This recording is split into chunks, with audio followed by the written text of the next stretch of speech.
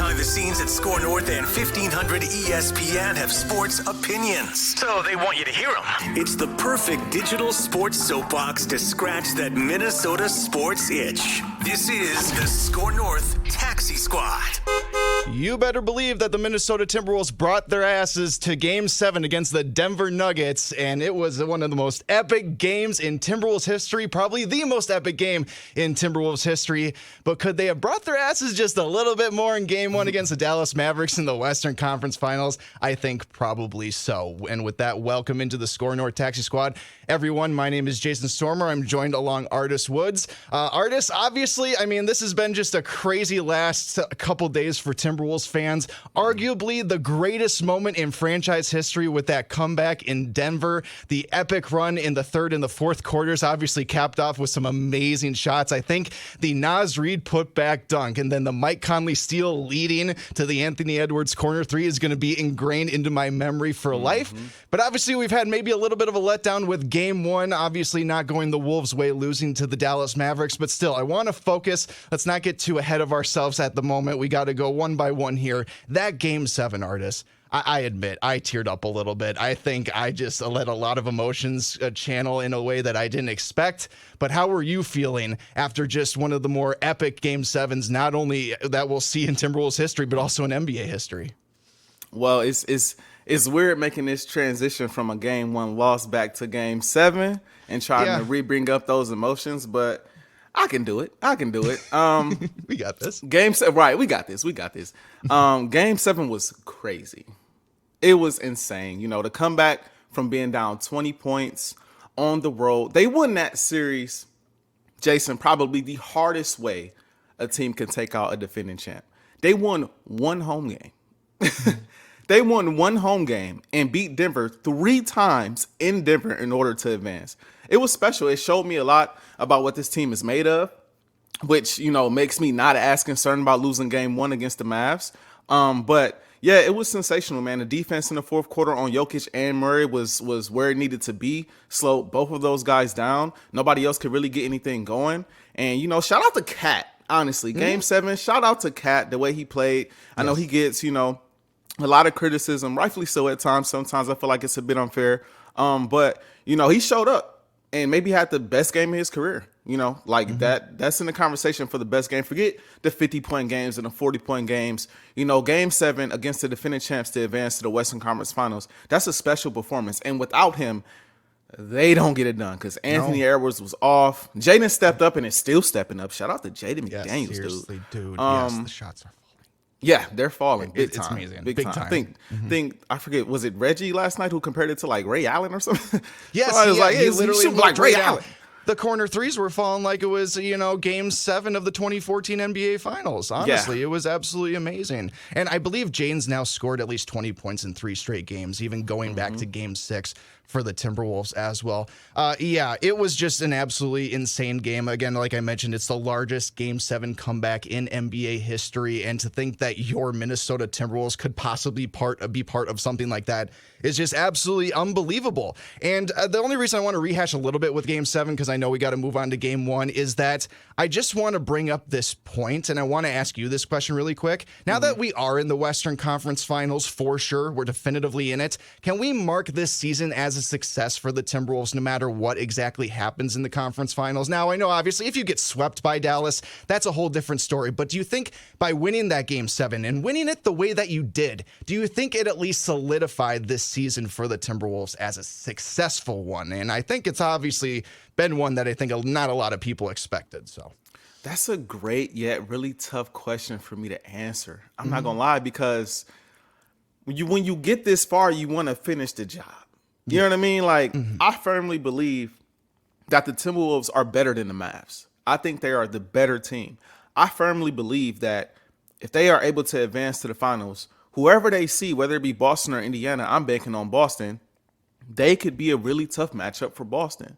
And so from the standpoint of this hasn't been done in 20 years, right? Yeah, it's a success. Like, from that standpoint, like, to get this far, understanding Anthony Edwards, your best player, is still very young. I think we forget that at times, myself included. And understanding that, players of his caliber, they don't win until they're 27, 28 a lot of times, right? And so if you're looking at it from that perspective, yes, you have to say this season has been a success. But if you're looking at it from the scope that I'm looking at it in right now, where it's like, yo, let's go win you just took out the champs 3 times in Denver.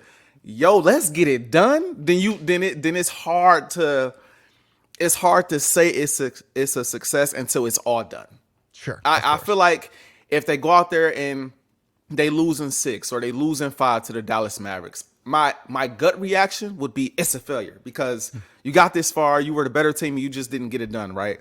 But if you give me time, give me a month, maybe 2, to cope with that and internalize that, I'd come back and say it's been a success. I'm looking forward to next season. Well, I remember that the very second episode that we ever did of Taxi Squad was just after the Rudy Gobert trade. It was a great thing to happen for the show. It really got the show going and stuff, and it was just a lot of good content for us to dig into. And I remember kind of the threshold that you, me, Manny, and AJ kind of set for the Timberwolves, where they needed to get after that trade. And we all said it's got to be Western Conference Finals appearances. It's got to be Western Conference Finals appearances. And we've achieved that. We've done that. And we did it with, frankly, not a lot of people believing that we possibly could. In fact, I don't think a lot of other Timberwolves really thought that this season was really possible. I think a lot of us thought it was possible after we made the trade last season, but obviously things didn't really go our way last season. We had, players not getting along together very well. We had a lot of injuries, and it just didn't work. But not to cut you off, I saw a clip of the fight on the bench again, and I was like, that felt like look how 10 far years we've ago. Come. That seriously doesn't like, it feel oh like my it gosh. feels like a lifetime ago that Jane McDaniels was punching walls in the Target Center locker rooms and stuff. It's just crazy. With literally the turn of a single calendar year, just how far this team has come. But Artis, again, back to that second episode of Taxi Squad, this is exactly where we expected this team to be with making the trade and Rudy Gobert. And now that I'm here, I admit I am satisfied. We haven't done this in 20 years. I didn't care about sports until like 2006, 2007, so I don't really remember those older Timberwolves teams. So this has been territory that I've never really seen before, and it is satisfied. But I am satisfied. But I'm kind of with you, Artis. Now that I am here, I'm still finding myself a little bit hungry, and I want a little bit more. But overall, I will label this successful right now for this reason alone, Artis, is that we have solidified Anthony Edwards' status as a face of the NBA this season and with this playoff run. That Game 7 in particular, I think, solidified pretty much everybody else in the NBA's viewpoint that like, oh yeah, Anthony Edwards is here. He's going to be here for a long time. He's hopefully going to be in Minnesota for a long time, and hopefully that will parlay into making Minnesota a very attractive free agent destination for several years to come. So even if ultimately the Wolves don't get out of the Western Conference Finals, I think enough equity has been built up with this team for years to come that players are going to want to come here, that it's going to be attractive. And we also got the news today, Artis. This is big news. This honestly, I felt a ton of relief after I got this news, and it just happened like an hour ago. It looks like the Pistons are in the process of hiring away, I forget the guy's name, but an executive over in the Pelicans organization to be their next executive president of basketball operations. There have been a lot of rumors over the last couple weeks or so about Tim Conley potentially taking that job, that there could potentially be an offer on the table from the Pistons that he could not refuse, maybe even double the money that he was making here with the Timberwolves. But it looks like that the Pistons are in the process of hiring somebody else. Maybe their timeline wasn't working. I think if they were going to try to attract Conley away, it was probably going to be after the Timberwolves were eliminated. Obviously, that's not the case. And I think maybe Detroit just maybe looked in the mirror and realized, all right, maybe we got to get on with things, and we got to get our organization on track. Anyway, sorry, I'm going on about this. I was really excited because I hope this means that Tim Conley will stay around for a while. I feel that. Combine all of these things, Artis, I think it ultimately has made this season a success for the Timberwolves at this point, but that doesn't mean that the hunger goes away. You know what I mean? It doesn't mean that Timberwolves fans should ultimately just be, oh, all right, we're in the Western Conference and everything is conference finals and everything is fine. No, we are here. We got plenty of work to do, clearly, because Game 1 didn't necessarily go our way. I suppose now is a good transition point and when we can get into that game and get into all the details of it. Artis, honestly, my biggest takeaway is that this is the first time in these playoffs that these Minnesota Timberwolves have to face a true point guard. And that's in the form of Kyrie Irving. And so far, I mean, he was cooking last night, and obviously Luka was doing things as well. But we didn't really see much of point guard play from the Phoenix Suns. We kind of semi got that with the Nuggets. But to be honest, I find Jamal Murray more of a shooting guard in his purest form, even though he can definitely run the point. But I don't know. Is this potentially, I mean, Kyrie Irving's great in his own right, but can you potentially see that the fact that the Timberwolves are now playing a true pure point guard potentially ruffling some feathers for them, and that was obvious in game one? I was over here looking back and forth because I don't know if I consider Kyrie Irving a true point guard just because he's such a scoring guard. Yeah. Like, I don't know if I looked at Derrick Rose as a pure point, more of like a scoring guard. You know what I mean? But him and combined with Luka is a threat they haven't quite seen before. I'll say that.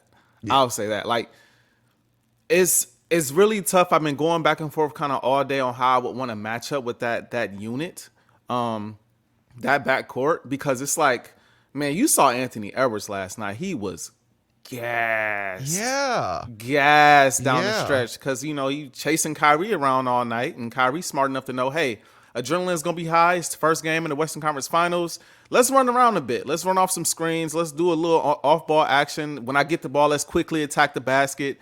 He was very decisive. And so I feel like that threw Ant off a lot last night. And then Luka just turned up in the fourth quarter. And it's like, I feel like you got to keep Jaden over there on Luka. I feel like there's not many matchups you could switch that with. I mean, I would say Ant, but then you worry about foul trouble. So I know one thing, though. If I'm Coach Finch, and I'll kick it back to you, I don't know if I keep Ant on Kyrie. Yeah. I think maybe one. I feel like maybe Phil said this earlier. Maybe in spurts. I think I agree with that take. Do it in spurts. I know Kobe in his prime. He's not going to immediately take Ray Allen or Paul Pierce. He's going to start off on Rondo, and then in the fourth, okay, I'll take the best offensive, scorer. Yeah. The guy who really has it going. Maybe you do that. But I do think going into game two, with Ant calling Kyrie out the way he did, with I got Kyrie thing, which I feel like it's being a bit overblown. Let me just be the first to say, I feel like it's being a bit overblown. It seemed very not disrespectful to me. Just that's my matchup, and I'm looking forward to it. Right? That should be cool. Yeah. But I said that to say he did that. It's being talked about so much. I don't think it's smart for Finch to immediately change that. I think you got to allow Ant one more game, or at least an extended period of time in this next game to check that assignment. Because if you all of a sudden just move Ant completely off Kyrie, it's going to look a little weird. And people are going to talk about that. And Anthony Edwards, still a young player, very mature.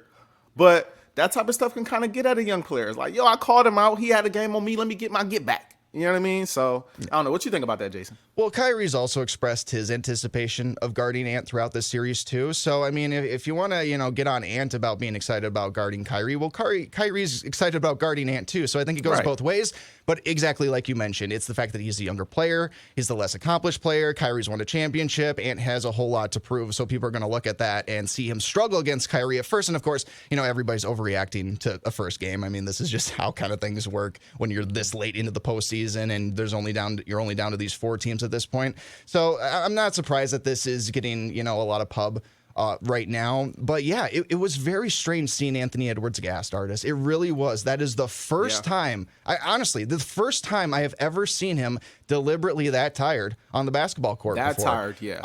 Reggie Miller pointed it out at first. I didn't notice it, but then I noticed it and he's really just staying back. He couldn't even get the ball up really slow, not attacking the basket whatsoever. Artis, 75% of Anthony's shots here in game 1 were 3-pointers.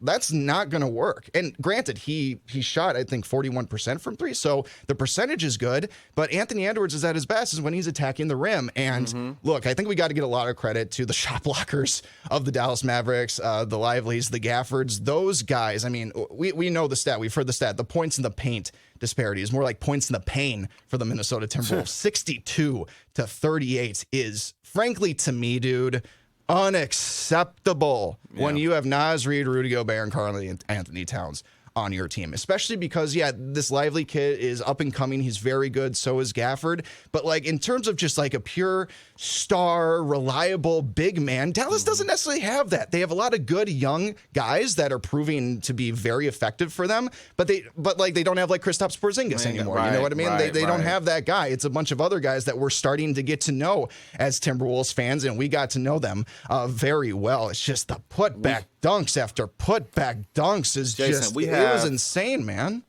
Cat is an all-star. Rudy is a defensive player of the year. Naz Reid is 6th man of the year. It's unacceptable, bro. Yeah. It's unacceptable, bro. You're not lying. Like it's unacceptable. Now I know they're a different matchup than Denver. We get that. Adjustments, you make adjustments sometimes, especially coming off of a game 7 is tough. But like you said, the putbacks, the rebounds, getting dominated like that in the paint, that should be the Wolves' advantage. Yes. The Wolves have the size advantage. That should be their advantage. So for it to be swung the other way, that's frustrating to watch. Something else that you got at, they did a really good job at packing the paint, the Mavs did. Yeah. They want them to shoot threes all game. And that's perfectly fine. If they want to shoot more threes than usual, I'm with it if they're wide open for the Wolves because I do trust them as shooters. I think they can shoot the rock. My thing with Ant, though, is Ant can't forget about the mid-range. Don't forget about the middies. Don't forget about the turnaround fades. Right. That's there. If they're going to pack the paint, cool. Let's blow by off a screen and pull up for an elbow jumper. Like, let's do more of that from time to time. I'm not mad at Anthony Edwards shooting threes. I think he's a very streaky three-point shooter. He can make the three. I'm not saying he can't shoot them, but I do think he has to mix in that mid-range game a lot more, I feel like. He got to mix. Somebody stepping in there right now? Yeah, sorry. Grant couldn't join the show today, but he's like bothering me right now. Here, he needs to come say what's up. There he is. Hey, what's up, Grant? Quick takes of game 1 to go. Quick takes of game 1. Oh, Birds. Anthony Edwards was run down, a little tired. It's a long Just series. talking about it. And you know what? We've got 7 games. I'm not worried about it. That's my Hey. quick take. Ain't nothing but a thing. Grant Wenkstern, Yes, everybody. sir. Birds. By the way, you see the fly. You see that, Let's by go. the way? Let's go. Yeah. Yeah. That's for Artis, by the way. It's Appreciate not for any of the appreciate it. Vikings fans watching, that's for sure. We'll leave this in here. We'll put it in your cubby for you, Artis. Thank you. I appreciate that. Thank you, Grant. I don't know where he got that from. See ya, man. We love you too. Thank you, buddy.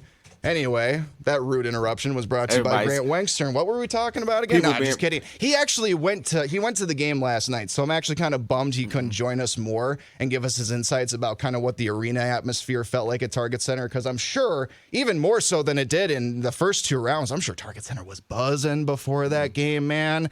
I know we've had a lot of socialites come into town and stuff like that for everything. Still haven't seen KG yet. We don't know if he's still going to make it for Western Conference Finals. He's going to come out for one. I think he will too. I mean, we went on Stephen A's show and said pretty much, I got to make it to Minnesota. And he did pretty much guarantee that if it is a Timberwolves Celtics Finals, he's going to go to those games. Now, who he's going to root for during those games, I don't really know. If he were to do that, I would guess he'd root for whichever home team is playing, you know what I mean? Come to Minnesota, root for the Timberwolves, go to Boston, root for Boston. He said on his podcast, he's like, I'm cheering for both. He said that on his podcast. I'm cheering for both. And he deserves it. And I hope he's having fun, because that's just that's got to be cool to see, just as a former player watching the 2 teams in which you built your legacy upon just duke it out potentially for an NBA championship. Again, we lost the Mavericks game 1, ladies and gentlemen. We can't get too far ahead of ourselves.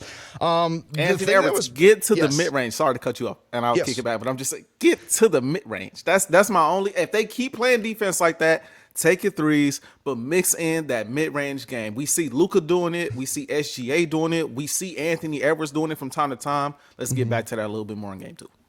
Yeah, we have to get back into it. The other thing that was encouraging about game 1, but I'm kind of also discouraged about it at the same time, was how awesome Kyle Anderson played. That was a huge boost off the bench, and a boost I don't think we have not gotten really from him in this postseason so far. But it still seems to be at the expense of Nickeil Alexander-Walker, man. He's still just trying to struggle to find his shot, struggling to find a facilitation on offense, and man, it was looking so good for him off the bench when the playoffs first started, especially against the Phoenix Suns.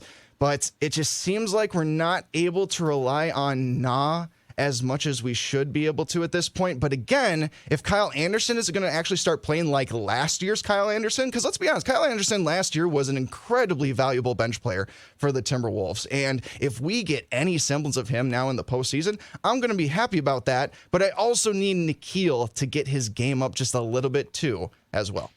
Yeah. Nikhil has been struggling to shoot the ball as of late, and it's tough because, again, we're going to need him defensively in this series, bro. I think we may need the defense just as much, if not more, than the offense to deal with Luka, and probably not the best matchup for Luka, but at least Kyrie. Like, we need somebody else. Mike Conley, I'm not sure if he could really do much right now against a guy like Kyrie. So, like, we need him to... And I think no matter what, the defense is going to be there, but it always helps when you see a couple shots go down. It helps you on the defensive end as well. It's just, it gets the adrenaline pumping a little bit more when you get it going offensively. So for both ends, we need Nikhil Alexander-Walker to be who he was in the Phoenix Suns series. And even at times in the Nuggets series, holding Jamal Murray. Right. All right. I guess Grant had so much fun with his little appearance just now. He just wants to join the show. Hey, there we go. There we go, Grant. Get the mic back What's on. up, guys? What's up? What's going on? What's going You guys on? are arrival to the party, but that's okay. Better late than never. How we feeling? I'm feeling good. Thank you. I just saw you guys, and just when I heard the little bit I heard, I'm like, I got to get in on this conversation. And I love hearing you guys talk about the Timberwolves. And we love hearing you talk about the Timberwolves too, my guy. I was there last night, guys. It was electric. Yes. It was awesome. I left there. The only thing I wish would have happened was if we would have won, because I wanted to hear the chants, the howls as we all walked out, the excitement of that. But I didn't walk away upset. I didn't feel bad. Same. I got to thank Sam Bird, our fellow worker at SKOR North here. He helped me get in that ball game. So thank you, Sam. Appreciate it. I got to give him some credit. But yeah, it was a good game. It was fun in there. And a lot of the fans, when we were leaving, nobody felt down. Nobody was like, everybody was still positive. We were still, 7, 6, not a lot of chance, but just everybody had a good positive feel, even though we kind of blew that at the end there. But it was a fun night. Yeah, I gotta imagine the vibes had to have been better than some of those Denver losses. Right. Yeah. I went to one of the games 3 and you went to game 4, and I gotta imagine it was pop the balloon, all the air's just gone out of the building pretty much. Yeah, it was like a wild game. It was kind of like a wild I do have one question, Grant. Did you get wet at all at Target Center by chance? Did you see the story about the leaky roof or whatever? No, and I did not hear this. I'm pretty sure. I didn't see it either. I'm pretty sure our colleague. I'm pretty sure our colleague Patrick Royce got a little bit wet. I'm not even kidding. I think it was sprinkling a little bit on some of the media section. I'm not even kidding. So if you thought that the Wolves' defense and offense were a little bit leaky last night, well, it's probably because of the Target Center. Yeah. It's an old building. I know they've done the facelift and the reservations, but it's an older building. And, It is. Maybe get a newer building sooner rather than later. Yeah. But yeah, I'm glad to hear that Wolves fans at least are keeping their heads a little bit high because, this was. Sure, Game 7 against the Nuggets was maybe as close as it gets between those two teams, but this was definitely, in terms of margin of victory, the closest games that we've had in this entire postseason so far for the Timberwolves. And frankly, I'm kind of living by the philosophy with that game, kind of like I did with Game 5 when Jokic went off.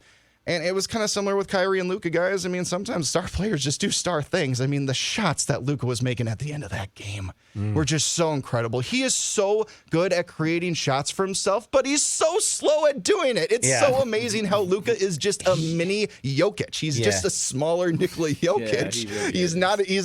I swear, both of them are just as athletic as each other. Yeah. But it's just amazing just what Luka is able to do. And I don't know what the Timberwolves are necessarily going to do about it. And I might just have to sit here and be like, man, I guess this is going to be another situation where star players just kind of do star player things, and the Wolves are just going to have to prevent other players from doing regular player things. Yeah, he kept getting to the line, and I was watching, and I felt like he was sometimes throwing up shots that weren't even going to be made. Oh, and that's kind Luka. of falling That's into Luka. our guys.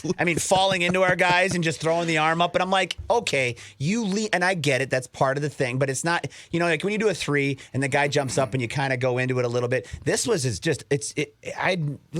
was good on him. It got him to the line. It slowed the game down a little bit, but he was just kind of throwing himself all over the place. But did you guys talk about the 2 calls already? No, not yet. We haven't. Okay, we got to get into the refs. And I'm not going to blame anything on the refs here, but that one particular ref, remember how when I was on this show 4 weeks ago and I was like, don't chant refs suck, and I have to eat my crow.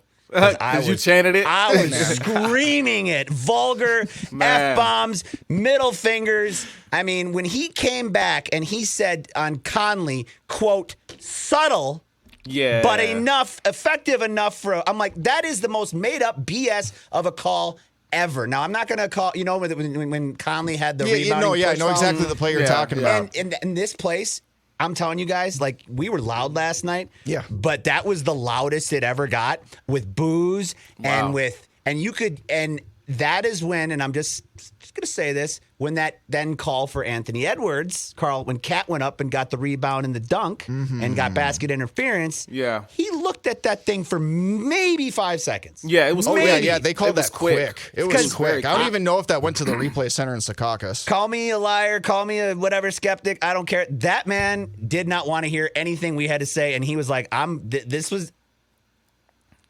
So you think the fan? You think you're getting fined $100K? You're getting fined $100K. I'm just doing Watch that. out! You're getting fined $100K. You think the fans kind of affected that? So I think you could. I mean, if you were watching it, as the boos and the "you sucks," you could see his face just kind of like.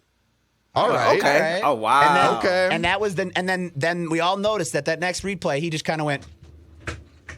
Wow. Yeah, it was quick. It was very That was quick. it. It was That was a it. very quick review. And now, it was and it was a close play. That should take in way more than. But if you might be onto something there, Grant. Either I'm onto something or it's like someone else says on another station I'm on something. But I want to give him credit though, because I will say I saw some type of video that the NBA released about the calls. And there was like a video of, the ball being above the cylinder, like this big white, whatever you call it.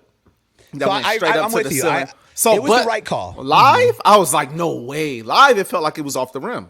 Live, and it was just such a tough call to make in that moment. But looking back, it's like it was all the if that's the right call. I mean, you can't be too mad about it. But no, I'm not mad about that call. No, I'm just saying it as a fan, you can't be too. You know what I'm saying? Like us, no. Because at the time, I was like, yo, give it a little bit more time. Give it like 2 more. Give it a minute. At least just pretend pretend that you're like analyzing it. That's all. I got to tell you this, Grant, too, because you brought this up to me with the TikTok that you sent me about the score bug not working correctly for TNT in the Denver series. I almost took another video because it was malfunctioning again in the first quarter. Really? Dallas hit a 2-pointer and only counted as one for about 30 seconds. Wow. And they also forgot to tack on a Wolves free throw, I believe, in the first quarter. Actually, that might have been in the second quarter. But like ever since you sent me that TikTok about it, I looked at that and I noticed that. And so, I don't know if whoever's operating the score bug for TNT is just new to the job and, they're getting their feet wet and they're still learning or whatever. But they've been kind of messing it up in ways that like I've never really noticed people who operate the score bug usually do. And I'm not saying there's a conspiracy or anything, but now, I mean, I don't know if a lot of people know this. The score bug that the networks all have is not like directly connected to like the scoreboard in the NBA arena. Somebody actually literally has to, type in the points and add on and like start the timer and everything. It's not directly, the timer actually might be synced with the NBA, but the actual scoreboard isn't. So they got to say, hey, it's a bonus, timeout here and all that kind of stuff. But again, it's just something I never noticed again. Yeah, just a little behind the curtain of what it takes to do a broadcast for the TNT. That's cool. For the TNT crew, which probably isn't going to last too long because it looks like the NBA is going to NBC. Obviously, you guys are which I'm cool with. As long and Chuck. Are we going to lose those guys though? That's my problem. But see, Chuck's a free agent. He can go wherever he wants after this. He wrote into his contract that because he knew that this is coming up in 2 years. Now he said that I watched this interview like this last day that he doesn't know what Shaq and those other guys are getting into, with their Kenny and what they have. But he predicted this, and he said, I'm not signing an extension unless I can become a free agent if you lose basketball. So technically, we can at least get Charles wherever this is going. It's like he's back in the league again, man. Look at him negotiate like a player right now. That's awesome. How about the Draymond Green chance at the right away too? Dude, before the broadcast started, even Shaq was like, "Calm down, everybody." It didn't matter though. It didn't matter. Stop. I was right over by that group, and I did not chant that because it was already loud enough, and I'm too short to even see what the hell was going on. But I had to like kind of peek, and eventually I got a couple heads, and I just saw the guys because it's the TNT crew. It's the crew. Like I'm as excited as I was for this game. I'm like I'm going to go see the crew. Just see the crew. Yeah. And I mean I agree. I guess we're all bitter because of what Draymond said, about us, but I loved it, man. I loved it. I loved the S talking, and I love Shaq. He was smiling as he was trying to tell them all, like, he's like, calm down, calm But I think down. Shaq loved it. He loved it. He did. It was. Oh, no, and I think a few people got on Chuck, too, because Chuck, very last minute, changed his pick to Dallas. Well, He went on, I don't remember whose show earlier that day. He went on somebody's national show and said, I've had the Timberwolves this whole time, but I'm going to pick the Mavericks now. He totally just switched on everybody when he was so about the Timberwolves after that Game 7. And so I think some Wolves fans were a little bit with Chuck. But what did he switch his pick for the game or his pick for the series? For the series. Oh, wow. The series. Yes. I didn't get to watch it. Sorry, if I said game, my bad. He switched the day of from Timberwolves Chuck, you can't to do that. Mavericks. You can't and do we, that. And we're treating him to all these nice restaurants, and that's how he repays us. Are you kidding me? Get a nice meal at Manny's Steakhouse. You're asking for all these restaurant recommendations, and we brought your ass here, and that's how you reward us. Come on. Speaking of that term, and you went to St. Thomas, right? I did, Yeah. yes. Did you hear about the St. Thomas professor who's a music producer? He does a lot of like production with a lot of like famous artists, but he took the song, Mystical, back that ass. No, it wasn't back that ass up. It was, but he did. Artis, you're the music guy. You should know. I'm not sure. It's really cool though. Let me see, Mystical. A St. Thomas. Do you know his name by chance? Yeah, I'll find it right now. Okay. You guys talk amongst yourselves. I'll get the story here. Okay, hold on. That'd be really cool. It's so cool. St. Thomas. Yeah, I don't really know, but hopefully Chuck's had a good time and the TNT crews had a good time and everything. Not to cut you off, Jason. Draymond Green, we respect. No, okay, let me just say, let me not do the we again. Let me not do that. I respect Draymond Green as a 4-time champion, right? Former defensive player of the year. I respect his basketball IQ, his ability to pass, rebound, occasionally shoot. He's the heart and soul of a championship dynasty. But I want him to sit down. That's the but. Like the way he can, and you know what? And to be honest, Rudy do be irritating me sometimes watching him play it. Sometimes it's like, Rudy, you got to be more physical. You got to be more physical, Rudy. Use your Can I say this? Oh my goodness! He is drawing fouls. Can I say that when Rudy draws fouls, why does he just throw up the basketball at the rim like he always does? It's like he's 6 inches shorter and he has to throw it up over a taller guy. Dude, you are one of the strongest people on the court at any given time. Anytime you get a big dunk or anything, you do this big flexing kind of thing and you show off your muscles. Rudy, you are strong. Put some mustard on it, my man. Go up there and really draw that foul. Come on. Even bro. Trying to just tip the ball away all the time. Just get the board. Like, just go up and grab the ball. Man. And do the Shaq, with the elbows. Like, come on. Like, it's frustrating at times. It's like at times, like if Rudy get the rebound and he's touched at times, the ball just rolls and comes. It's like, come on. Like, again, defensive player of the year. Rudy's been great for us all year. I'm just saying at times it's frustrating. I say that to say I do to an extent get why Draymond was, came at Rudy and said what he said about, whatever, like, you got to get a stop. Okay, whatever. But the way he went at Rudy and the way he went at the Wolves did not feel like a sports analyst. It didn't feel like the rest of the guys up there. It felt salty, exactly. Yeah, and it felt like I'm jealous that I'm hating on the Wolves. There. Yeah. Yeah, like that's it's like, look, yo, if you're gonna be a current player up there, bro, be objective. Be reasonable. You know what I mean? Like, it's okay to pick one side, but to be they're done. They don't believe anymore. Rudy's got to get a. It's just like he was waiting on that moment. Like, yo, those two just don't like each other, and it's just a personal vendetta. It's just a personal vendetta at this point. It's not actual basketball analysis. It's just y'all don't like each other. I hope he realizes. I hope he realizes, and we can kick this back to Grant. I'm sure maybe he has the audio now. Or the song. Yeah. I hope he realizes that the Wolves wanted the Warriors. I just want to say, most fans, and I can say most because I talked to enough to know, most fans, or a lot of fans, wanted the Warriors in the first round. Yeah. And after seeing what they did to Phoenix, they just stumped out the Warriors too. So I hope he knows that right now the Wolves are better than them. And that if they matched up, you might have got embarrassed out there. So, like, we get it. You're a champion. You have been there. You have done this, bro. But if you're going to be up there as a player, you know, it's okay to play one side, but bro, be objective. Like I do, and that's why he deserved that chant. And Draymond is enough of a competitor to shrug that off. It's not the first time he's heard people chant something at him, but he deserved it, bro. He deserved it. Like, relax. That really irked him. My bad. That really pissed me off, though. I really wonder if it's just a player that's dealing with the fact that his team is no longer relevant anymore.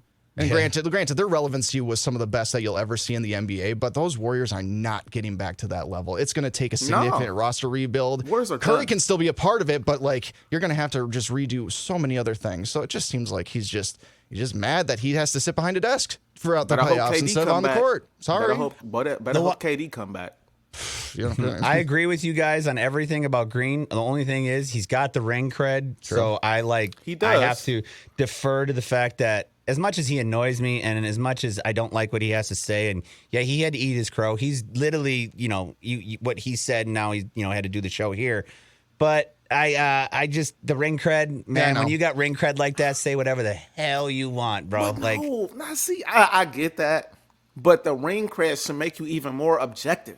You know what I mean? Like you're he's not that player. though. When has he ever been? That's true. It's not what makes Draymond Draymond. That's true. You know what I mean? We're trying to change. That's who Draymond is. So I get it, and I respect. I love both sides of it. I want a guy that's going to have the rings and trash talk, and I want a guy that's going to have the rings and be quiet. AKA Kobe Bryant. Really never, went out and he had the ring cred and he just carried it. Yeah. Whereas some people have to talk it, but.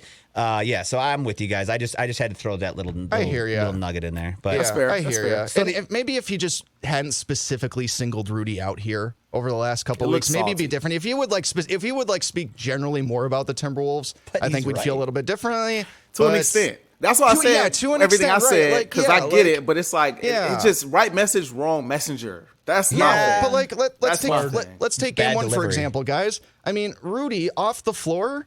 The Mavericks shot 88% in the paint against the Wolves when Rudy wasn't on the court yesterday in game one. Yeah. When he was on the court, it was 55%, which isn't too much better. But even in the Wolves' loss in game one, you can't deny Rudy's impact for what he had in that game. Without Rudy, we wouldn't really have been in that game. Yeah. And so if Draymond wants to come on the show and just knock him just because the Wolves lost, that's just kind of disingenuous to me. And it just seems like, all right, you're just trying to hash out some personal beef on air. Yeah. But again, Grant, I hear you. He's a champion. He's got the pedigree. I'm just curious though, why TNT kind of chooses, because we love the show for Shaq, Kenny, and Chuck, right? So I don't know why they feel the need to bring in somebody else. When they brought in AJ Przinsky to the playoffs. And they brought in Chris Paul, and this is what networks do and everything. But the peak of that show is when Ernie, Chuck, Kenny, and Shaq are all together, the four of them. So I don't know why, when the playoffs start, you decide to change that. Maybe they honestly, with this being a transition, they might be trying out new people. They might be, when you're going through a transition, maybe they're all going over to NBC,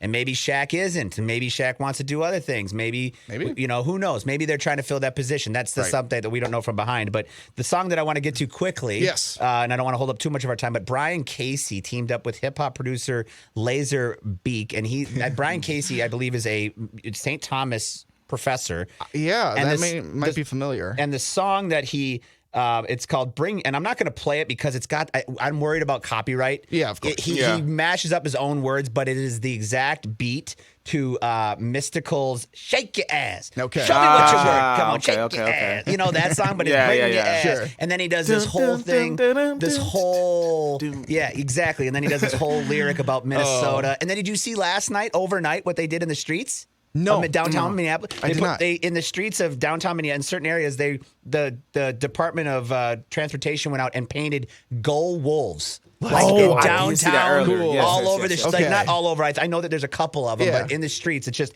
a whole block wide. It says "Go Wolves" in the middle of the street. My favorite thing in the metro area the last couple weeks, I don't know if you guys have driven by any of the buses lately, but I've seen at least two that literally, on their front displays that say where they're going, what their destination is. I've seen it change to Nas Reed, at least on two buses, where it just says Nas Reed. Love it. So even the buses are getting Nas Reed tattoos.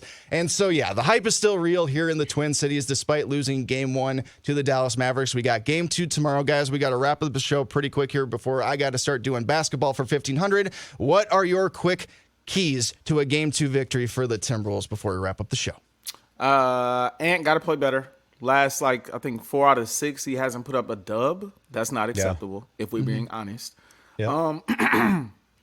Karl-Anthony Towns has to get in the paint from time to time. Go to the post from time to time. You have the size advantage. Use it. I agree with what Shaq says. Sometimes you got to get in the post. I need to see more to kill Alexander Walker on Kyrie. Those will be. I was going to say that my yeah, thing. We can't have Ant on Kyrie all night. No, that's going to wear him out, and that just did. you can't. Yeah, it did. You can't do that. So I agree with you 100% on that. The only thing I would like to see really is some more offensive rebounds from our guy Rudy. Yes, I mean the man. I know you guys talked about his presence and defense and in the paint, but he can't. Every time the man gets an offensive rebound, it's like it falls right out of. It's like he just. I don't understand it. I just want to see him get some more offensive rebounds, but. Yeah, I really, I'm not worried right now. We're just in new territory here. Not really, but it's so fun that, I just think Ant's got to step it up. He's got to dry. Last night he took too many threes and he was awful at threes. Yep. Why was he taking all those threes if he wasn't making them? Get a little bit. He was tired, and he even said it after. That's exactly it. He said it afterwards. So just hopefully they can figure out a way to maneuver that a little bit better, and then just get Rudy to grab some balls, baby. That sounded really bad. That sounded really bad. I'm just going to go like this. I'm glad. We're just going to move on, and I'm going to get to my point right away. We're not going to let that linger for any longer. Anyway, my final points is that, pretty much everything that you guys said. I want to see Anthony Edwards attack the rim. I want him to shoot more 2s than 3s in this game. I do expect Dallas to shoot better from three-point land. They shot 24%. In game 1, and obviously they won. So that's only going to get better. If we can keep that number to that would be fantastic. What you did do a great job in game 1, Timberwolves, you stayed out of foul trouble. Yeah. No significant foul trouble for any single one of the main guys that have been getting into foul trouble, i.e. Karl-Anthony Towns, Jaden McDaniels. That was fantastic. Roll with Rudy as much as you possibly can on the court. Like I mentioned, that disparity of the points in the paint when he's on the court and then when he's off the court. I think you need to roll with him a ton. But again, we mentioned some of the criticisms that we have with Rudy in terms of just the ball handling and just not being able to finish as well as we'd like him to do when he is fouled. If he could be a little bit more aggressive, that would be great. If Jaden can just maintain what Jaden's been doing the last 3 games, my goodness, that has been such a difference. It's been so good and fantastic. Please do that. And lastly, I'll end it on this. Ant earned All-NBA second team, right? So I just want to let Wolves fans know that his salary bumps up like $40 million plus now because of this. And we've got this big luxury tax coming up. So if we're talking dollars and cents, the urgency for the Minnesota Timberwolves to win an NBA championship just dialed up a ton because of that, because we just lost a significant amount of our cap space going into next season, and it might actually end up forcing our hand, and we might have to end up trading a piece that we may not want to. Congratulations to Ant, but in my opinion, it only dialed up the urgency just a little bit more. Last quick thing. Yeah, I agree. I agree. Luka was first team, right? Yeah. Luka was first team all NBA. So Ant was second team. Hey, Ant, take it personal. There you Take go. it personal. honestly, There you go. yeah, right? Take it personal. Seriously. I like it. I like Yep. it. He said Let's he's do the it. best of the young players. Him, Shea, Luka. He said he's the best. Let's show it. Let's show it. So, a lot of work for the Minnesota Timberwolves to do, but we are still hopeful here on the Taxi Squad, and it sounds like Timberwolves fans are hopeful as well. We've got it covered like a blanket. There were some other Vikings tidbits, too, that happened during the week with Justin Jefferson's contract updates. Why is he not signed? It might be happening really soon. A lot of people are talking about it, so I'm hoping that we will be able to discuss that very soon here on the Taxi Squad, because that will make a lot of us feel a lot easier going into the mini camps, into training camp, all that kind of stuff. Obviously, the Twins are still going on as well, but they have just been so up and down, winning streaks, losing streaks. It's been How do you very. even know? How do you even know? I can't watch him. I don't even know. Yeah, what's right. going I on. can't even watch that with the whole Comcast thing. I'm just kidding. I'm kidding. Anyway, go Wolves. Let's go. We still got this. We're still confident. Wolves and 6. Wolves and 6. We're Wolves still I'm with you, maintaining Grant. six. I'm We're with still you. I said maintaining 5 that. at first. I'm with you now. Me too. I said 5 at Wolves and first, but 6. now I'm at 6. Now I'm at Yeah. 6. Yep. Keep the good vibes rolling, everybody. Thank you so much for listening and watching to the SKOR North Taxi Squad. I'm Jason Stormer. That's Artis Woods, Grant Wenkstern, making a last-minute appearance with us, and we appreciate him for that. And again, we appreciate all of you for watching and listening, and we will talk to you guys next time. Take care. Bye-bye.